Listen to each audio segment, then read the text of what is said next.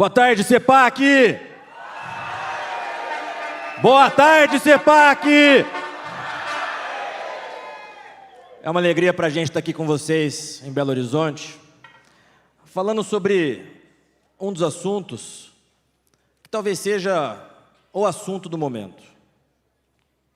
E digo que é o assunto do momento porque há quase 10 anos nós, da direita, ocupamos as ruas. Nós tiramos da esquerda o monopólio das ruas. E algo aconteceu no dia 8 de janeiro. E esse algo é o que nós estamos investigando na CPMI do dia 8 de janeiro. CPMI que só existe por conta do André, diga-se de passagem. Boa tarde, pessoal. Tudo bom? Bora sentar. Pessoal, como vocês têm acompanhado, estamos ali na CPMI, eu, deputado Felipe Barros, que eu sempre falo que é um dos que mais tem feito investigações sérias, profundas e que trazem temas pertinentes e importantes. Lá atrás, no início do ano, a gente conseguiu entender que o governo atual se beneficiou com o 8 de janeiro. E eles estavam usando o 8 de janeiro em benefício próprio. E foi a partir disso que a gente teve a ideia, e foi uma ideia coletiva, estou vendo aqui vários colegas deputados federais que nos ajudaram a coletar assinaturas para criar a CPMI do 8 de janeiro. Basta relembrar que lá na transição ainda do governo, o Lula deixou bem claro que não bastava derrotar o Bolsonaro, tinha que acabar, destruir o bolsonarismo. Eu acredito, quem chegou a ouvir essa declaração aí, levanta a mão. Então a gente precisa nem passar o vídeo.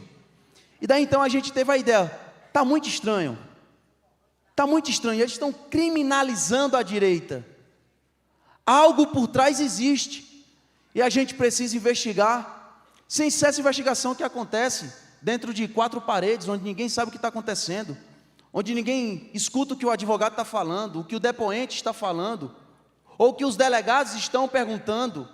Eu, por exemplo, para quem não sabe, fui envolvido no inquérito também do 8 de janeiro, sem ter sequer nenhuma participação. Não estive no 8 de janeiro, não financiei nada do 8 de janeiro, ninguém que trabalha comigo esteve no 8 de janeiro, não falei para ninguém quebrar absolutamente nada. Entretanto, por causa de um tweet meu, eles abriram um inquérito para me investigar. Em março, mais ou menos, fui chamado na Polícia Federal. E ao chegar na Polícia Federal, o delegado tinha algumas perguntas formuladas, e ele perguntava assim: você é a favor da democracia?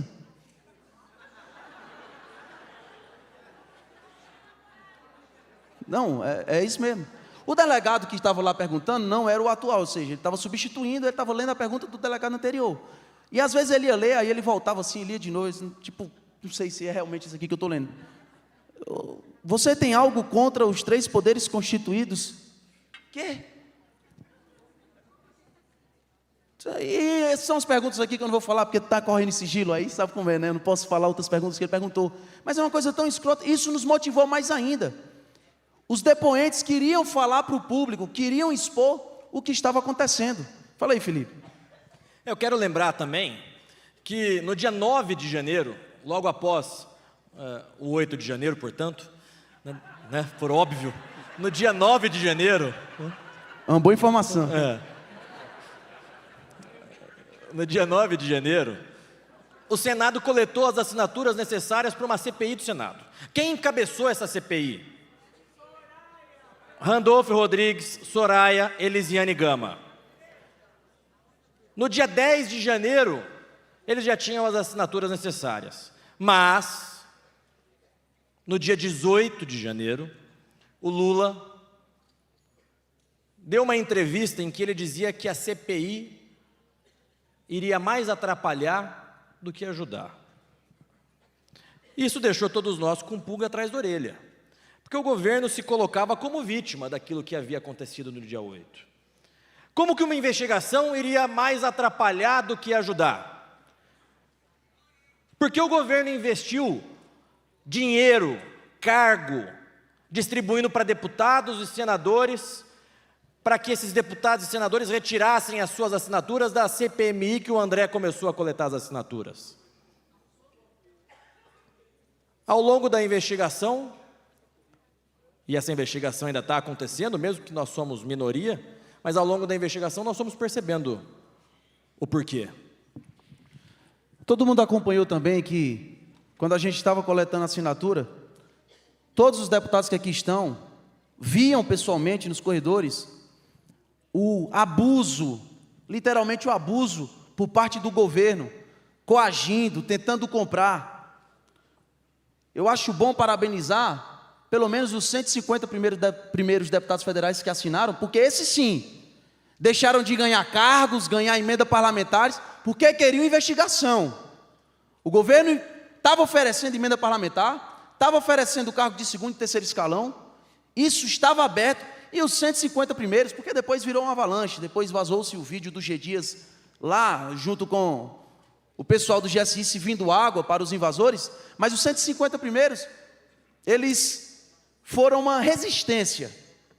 Eles deixaram de lado qualquer negócio político, que a política é acostumada a ter, vocês sabem disso, não preciso explicar, e foram para cima, cobrando investigação, e instalamos a CPMI.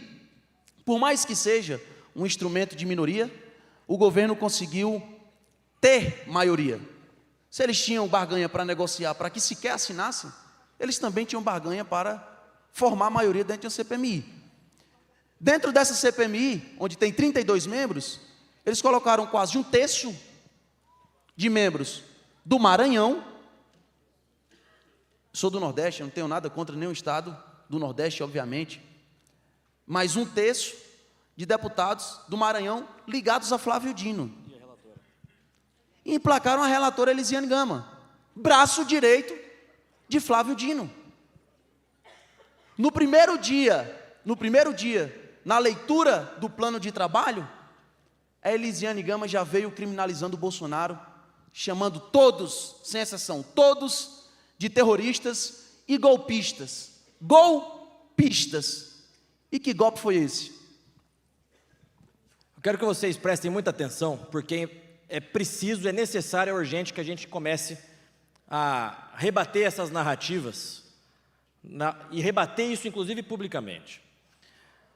O primeiro relatório que a ABIN produziu foi ainda no governo Bolsonaro. E a ABIN notificou o governo de transição, alertando: pode ser que haja manifestações com invasão de prédio público. Veio a posse do Lula, nenhum ato de vandalismo aconteceu. Os acampamentos começaram a se esvaziar. Mas, no dia 5 de janeiro, a ABIN começa a alertar todos os órgãos de que nos próximos dias aconteceria uma manifestação com invasão dos prédios públicos, inclusive com invasão do Congresso Nacional. Notificaram no dia 5, mandaram esses informes no dia 6, mandaram esses informes no dia 7. Mandaram para quem? General Gonçalves Dias, o general do Lula. Mandaram também para outros órgãos, é verdade, mas guardem essa informação que a ABIN mandou no celular pessoal do general Gonçalves Dias todas essas informações. No dia 6 de janeiro, a Polícia Militar do Distrito Federal chama uma reunião com as autoridades de segurança pública para que eles possam fazer o que eles chamam de plano de ações integradas, ou seja, traçar as estratégias de segurança pública para essas manifestações que aconteceriam. E todo mundo sabia que aconteceria, porque a ABIN estava informando todos que aconteceriam manifestações com possível depredação e invasão de prédios públicos. A Polícia Militar do Distrito Federal, então, faz esse plano de ações integradas, para que a segurança pública tivesse, de fato, efetividade. No dia 8 de janeiro, a ABIN manda uma mensagem para o general G. Dias, de que os manifestantes, que haviam aumentado consideravelmente nos primeiros dias de janeiro, os manifestantes resolveram sair da frente do quartel e marchavam até a esplanada dos ministérios. O que o general do Lula disse? Vamos ter problemas. E não faz nada. Nós recebemos um ofício, quando digo nós, a CPMI, recebeu um ofício do comandante do Exército Brasileiro, dizendo que a proteção do Palácio do Planalto é feita por um documento, através de um documento chamado Plano Escudo. O Plano Escudo traça as estratégias para a proteção do prédio do Palácio do Planalto. O Plano Escudo, que é de responsabilidade do general do Lula, do G. Dias. E o comandante do Exército disse que, em nenhum momento, o general Gonçalves Dias acionou o Plano Escudo para que o Exército pudesse mandar a sua tropa para a proteção do Palácio do Planalto. No dia 7 de janeiro, na véspera dos ataques, não tinha absolutamente nada programado para o Lula sair de Brasília. A gente acompanhou Jair Bolsonaro durante 4 anos. Todas as vezes que Bolsonaro esteve no Ceará, 2 semanas antes já estava tudo organizado, porque tem equipe de segurança, GSI vai na frente, eles fazem varredura do local, existe todo o cerimonial, olha, planeja, eles entram em contato com a segurança pública estadual, a polícia lá dá um suporte. No dia 7 de janeiro não havia nada programado para o Lula viajar. Felipe acabou de falar, desde os dias 5 vinha tendo informes. E na véspera, no dia 7, o Lula simplesmente decide sair de Brasília e vai para Araraquara, São Paulo, sem nenhuma viagem programada. E eles tentam dizer que é porque teve uma catástrofe. E por isso o Lula saiu com uma certa urgência. Só que a catástrofe foi em dezembro. E ele só teve a ideia de viajar na véspera do dia 8. No dia 8, chegou a um funcionário do Ministério da Justiça, através do Saulo Dabim, um informe de que o que aconteceria em Brasília seria exatamente o que aconteceu nos Estados Unidos. Ele fala claramente, veremos algo do tipo Trump 2.0. E pergunta se ele vai chamar um Conselho de Segurança Nacional para reforçar. E ele diz, não, porque o problema é só aqui em Brasília. Mas depois que eles invadem, o mesmo funcionário diz, acionamos. Agora sim, acionamos. E teve toda uma escalada de poder. E quando a gente fala que comunista trabalha para tomar poder, para ir se escalando, e quando você perceber, você não conseguir mais reagir, o comandante Coronel Naime saiu, estava de férias, e um cara entrou no lugar dele. E o que deveria dar ordem para os policiais de Brasília fecharem as avenidas para que evitasse a quebradeira, ao invés de colocar os policiais militares de prontidão, aquartelados, deixou eles sob aviso, em casa. Ou seja, ele falhou. Só que, com essa falha dele, depois da invasão, onde simultaneamente G. Dias estava junto com invasores dentro do Palácio do Planalto, vai o governo Lula, já tem a ideia, assinado várias folhas, uma intervenção em Brasília, coloca Capelli, que era o braço direito de Flávio Dino, ou seja, era o 02, lá no Ministério da Justiça, pega o senhor Capelli e coloca ele como interventor de Brasília. Capelli, que deveria colocar ordem pública e punir quem falhou, ou seja, o coronel que, ao invés de deixar aquartelado, deixou o pessoal sob aviso em casa, pegou o coronel Klepter e, ao invés de o prender por omissão, o promoveu a comandante-geral da Polícia Militar. Então agora a gente tem o ministro da Justiça, a gente tem o interventor e a gente tem o comandante-geral da Polícia Militar, todos do mesmo grupo. Vejam só, General Gonçalves Dias era o responsável pela proteção do Palácio do Planalto. Ele recebeu todos os informes da ABIN desde o dia 5, informes que atestavam que ocorreriam manifestações violentas com invasão de prédio público. Ele acionou o Plano Escudo? Não. O que o André estava dizendo é que, além do GSI, nós temos outras forças de segurança. A Polícia Militar do Distrito Federal. A Polícia Militar do Distrito Federal cometeu uma falha. Colocou os policiais que estavam para trabalhar no dia 8, não aquartelados. O comandante da Polícia Militar do Distrito Federal mandou que todos os policiais ficassem em suas casas. Qual foi a consequência direta disso? Nós tínhamos um baixíssimo efetivo de Polícia Militar do Distrito Federal na esplanada dos ministérios naquele dia 8. Mas quem mandou os policiais ficarem em casa foi promovido pelo Ricardo Capelli, interventor da Segurança Pública, braço direito do Flávio Dino. Se houve um equívoco da Polícia Militar do Distrito Federal, e me parece que houve, esse equívoco foi premiado com uma promoção feita pelo Ricardo Capelli, braço direito de Flávio Dino. E a Força Nacional? A Força Nacional estava toda parada no estacionamento do Ministério da Justiça. Força Nacional que o Flávio Dino já tinha autorizado a sua utilização desde o dia 6 de janeiro. E aí, o que nós vemos hoje é o Flávio Dino se utilizando de uma argumentação jurídica, dizendo que o Supremo já tinha decidido que a Força Nacional só pode ser utilizada depois de ter a autorização do governador. É verdade, eu quero concordar com o Flávio Dino. Mas não precisa de autorização de governador para proteger os prédios públicos federais. A Força Nacional não precisa de autorização de qualquer governador para a proteção dos prédios que são da própria União. Mas, em contrapartida, ele não fez isso. É por isso que, até agora, nós não conseguimos ouvir o comandante da Força Nacional.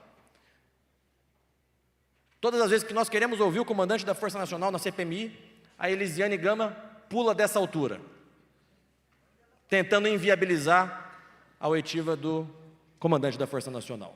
É porque para ela é mais interessante ouvir um hacker do que o cara que estava comandando a Força Nacional naquele dia. Mas para vocês entenderem, as investigações começaram na CPMI do 8 de janeiro, mesmo com minoria. Quem tem acompanhado vê que eles lá tentam falar sobre joias, eles querem falar sobre cartão de vacina, eles querem chamar todos os ajudantes de ordens de Jair Bolsonaro, mas ignoram a investigação verdadeira. E fatos começaram a aparecer. Eu vou dar alguns fatos aqui rápidos, só para vocês ficarem com um pulguinho atrás da orelha.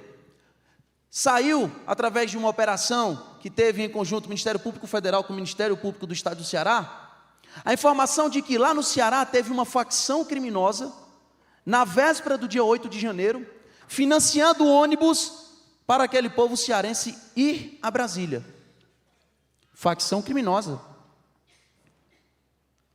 Eu não me lembro de festa nos presídios quando Jair Bolsonaro foi eleito.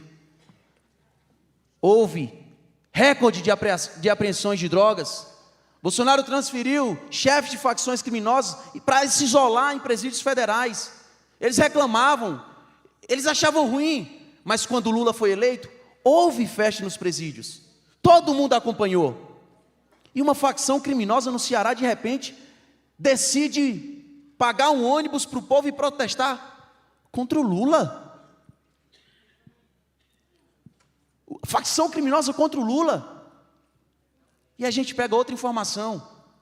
Um daqueles homens que colocou uma bomba no aeroporto de Brasília, que até hoje eles tentaram incriminar bolsonaristas por isso, através de um relatório da Polícia Civil do Distrito Federal, um relatório de inteligência, a gente teve a informação de que esse cara, pouco tempo antes de colocar a bomba, recebeu um valor, uma quantia considerável de um cara chamado Dellenberg, traficante preso com quase 1 quilo de cocaína, que tinha ligação direta com 3 chefes de facções criminosas, do Mato Grosso, do Piauí, e mais uma vez a gente vê facção criminosa colocando gente para ir em Brasília, causar briga, quebra-quebra.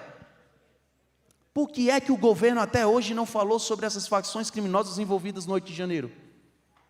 Por que é que Flávio Dino se nega a entregar as imagens das câmeras do Ministério da Justiça para a CPMI?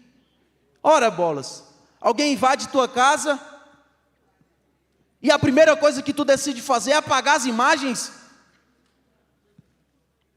É meio contraditório, sim ou não? Vocês lembram que no início da nossa apresentação, nós dissemos a vocês de todo o esforço que foi preciso para que a CPMI acontecesse, de tudo que o governo Lula fez para que a CPMI não acontecesse. Vocês conseguem entender os motivos pelos quais o governo não queria que essa CPMI acontecesse? GSI, que deveria ter protegido o Palácio do Planalto, não acionou o plano escudo. A Polícia Militar, que deveria ter colocado todos os policiais de prontidão, mandou os policiais no dia 8 para suas casas. E quem mandou os policiais para suas casas foi premiado pelo Ricardo Capelli, braço direito do Flávio Dino. A Força Nacional, que tinha autorização para agir nos prédios públicos federais, não agiu, ficou parada no estacionamento do Ministério da Justiça. Eu até imagino o Lula ligando: deixem invadir, deixem o povo entrar, porque assim nós destruiremos o bolsonarismo. Mas o que eu quero dizer para vocês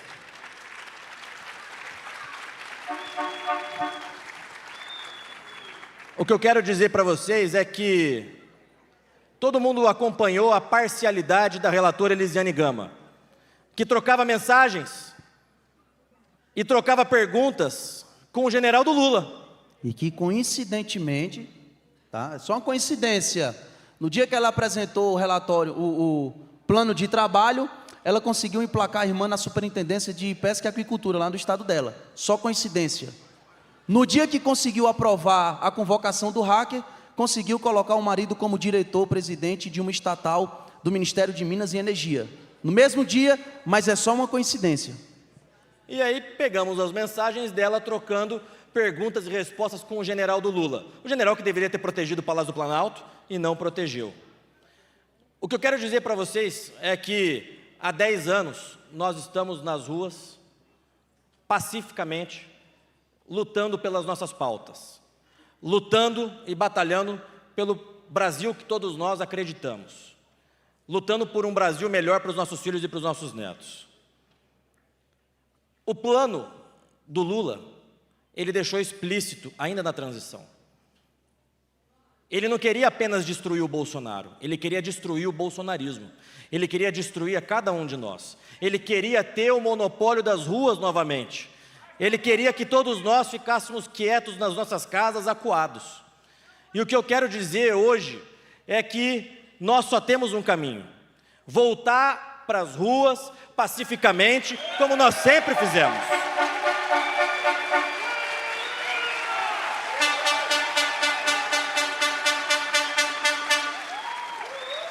Depois que o governo conseguiu dar esse passo de tentar criminalizar a direita, eles conseguiram proibir manifestações, inibir manifestações. Várias coisas têm acontecido no Brasil. A CPMI aconteceu porque, enfim, vazou-se a imagem do general G. Dias. Aí você pensa, general G. Dias caiu, eles enfraqueceram. Errado. Quando acabou a intervenção federal, Flávio Dino tirou o Capelli de interventor federal e colocou no lugar de G. Dias, no GSI. Eles ainda estão dominando o poder, mas o povo não pode ter medo de voltar às ruas. E eu falo isso de todo o coração: ou a gente reivindica o que é nosso, ou quando percebermos já será tarde demais. E eu não estou falando de quebradeira. 2013 ninguém viu quebradeira, 2014 ninguém viu quebradeira, 2015 ninguém viu quebradeira. Vimos quebradeira no Brasil quando a Dilma foi impeachmentada. Quando o MST invadiu, atacou os policiais, feriram os policiais, os agentes dos 3 poderes, quebraram os ministérios. Aí sim nós vimos quebradeira. Mas desde então, o recorde de 7 de setembro, com o nosso presidente Jair Bolsonaro, 5 milhões de pessoas nas ruas, nós não vimos sequer uma luz quebrada, nós não vimos um poste pichado. Essa é a direita que precisa voltar às ruas para defender as nossas crianças, para lutar contra a DPF 442, para lutar contra a descriminalização das drogas, para lutar a favor do nosso país. Muito bem, senhores. Olha eu aqui. Olha eu aparecendo aqui. Bem, como sempre, parabéns. Vocês mandaram bem demais. Irmãozão, parabéns, cara. É isso. Espero que a mensagem de Vocês tudo estão isso... prontos para voltar para a rua?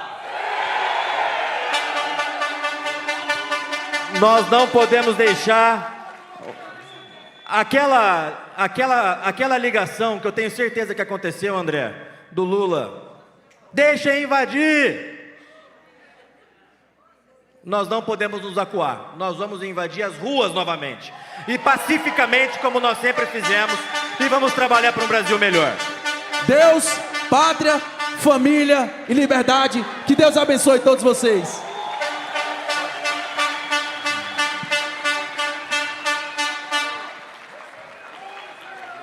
Não vão conseguir nos destruir.